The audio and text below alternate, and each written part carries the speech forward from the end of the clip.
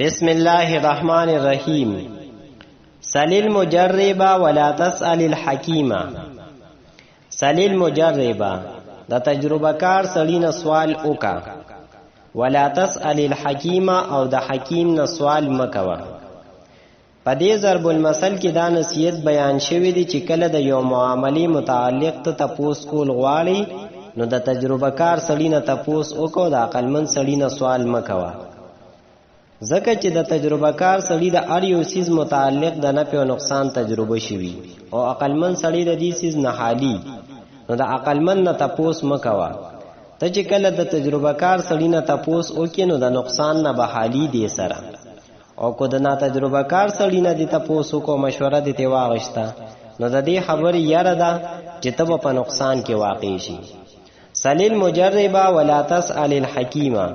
د دې لغوي تحقیق داسې دی چې سل دا د امر حاضر واحد مذکر صیغه ده. په اصل کې اسأل وو، حمزه متحرک او ما قبل ته حرف صحیح ساکن نو، نو د حمزه حرکت ما قبل سین ته نقل کو، حمزه حذف کړه. چونکی پا کلمه متحرک شوا د دې وجه حمزه وصلی ته ضرورت پاتې نشو، نو هغه حذف کړه، نو سل پاتې شو. المجربه د اسم فاعل صیغه ده د باب تفعیل نه، دا واحد دی، جمع مجربون راضی، معنی د تجربه کار سړی. الحکیمه دا د صيغه د صفت مشبہ ده، د باب کرمه یکرمون راضی، دا واحد دی او د دې جمع حکما اون راضی.